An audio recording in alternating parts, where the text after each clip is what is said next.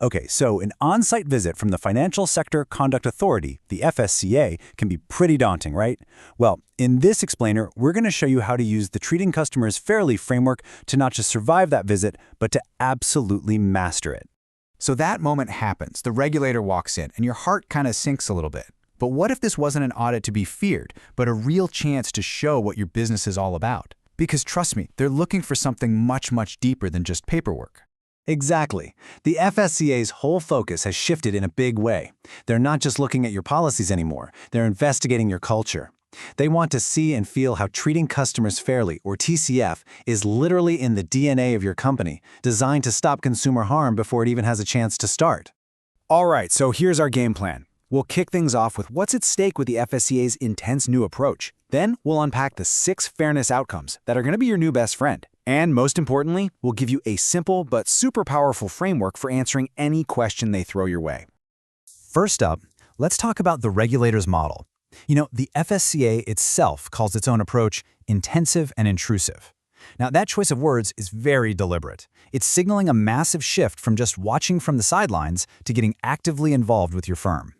You see, their on-site visits are designed to get right under the hood of your business. They want to talk to leadership, they want to talk to your team members, and they want to see with their own eyes how TCF principles actually translate into your day-to-day operations. It's all about getting ahead of problems, not just cleaning them up after the fact. And this new approach, it really represents a fundamental change in how regulators think. We're moving away from a rigid, rules-based system to a more dynamic, outcomes-based philosophy. And honestly, getting your head around this shift is the absolute key to a successful visit. Now, what's so interesting here is the contrast.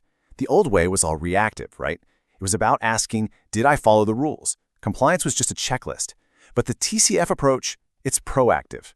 It asks a much deeper question. Did my customer actually get a fair outcome?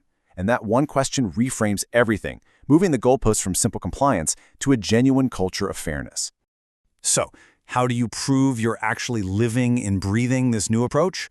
Well, you use this toolkit, the 6 TCF fairness outcomes. Think of these as the lens for every single process, every decision, and every answer you give to the FSCA. Outcome 1 is the bedrock, culture. The regulator is basically asking, is fairness just a poster on the wall, or is it truly central to how you operate? They're going to look for proof that it starts at the top with leadership and flows all the way through your strategy, your training, and even how you pay your people. Next up, Outcome 2, product design. This is all about proving that your products were built from the ground up to solve a real need for a specific group of people. You have to be able to show that it was never just about creating a sales opportunity, but about providing a genuine solution. Then we have Outcome 3, clear information. The question here is pretty simple.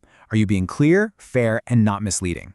And what's really crucial is that they'll check if that transparency continues long after the initial sale, throughout the entire life cycle of the customer relationship. Outcome 4 zeroes in on suitable advice. Look, it's not enough to just follow a script. You have to prove that the advice you gave was genuinely the right call for that specific customer, taking into account all of their unique, individual circumstances. And Outcome 5 is all about performance. Did the product actually do what you said it would do? The FSCA is going to be looking for any gap between what a customer expected, based on what you told them, and what they actually got. And finally, Outcome 6, no unreasonable barriers. After the sale is done, can a customer easily make a claim or file a complaint? Or do your processes create a bureaucratic nightmare for them? You can bet the FSCA will test this.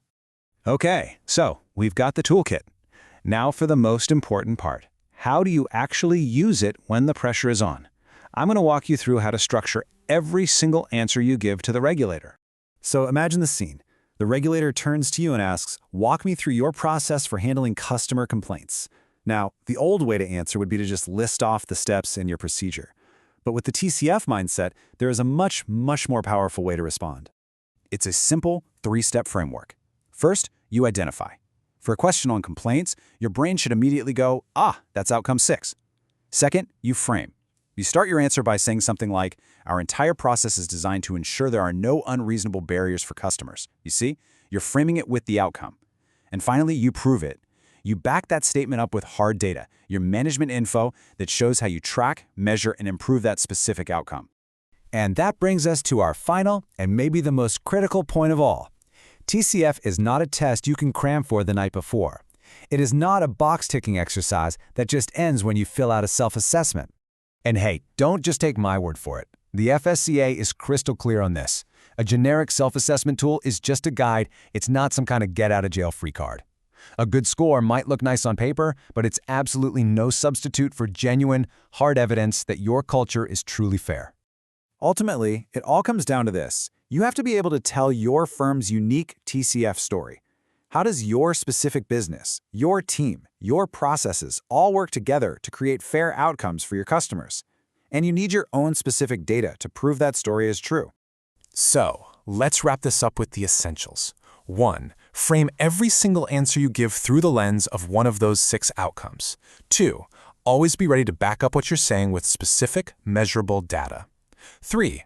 Show them, don't just tell them, that fairness is a living, breathing part of your culture. And finally, never forget, this is about delivering fair outcomes, not just checking off a list of rules. So we'll leave you with this question. An on-site visit isn't something to fear, it's your stage. It's your chance to tell your fairness story. And if you prepare that story now, grounded in the 6 outcomes, and backed by real evidence, you won't just survive the visit, you'll prove your commitment to putting customers first.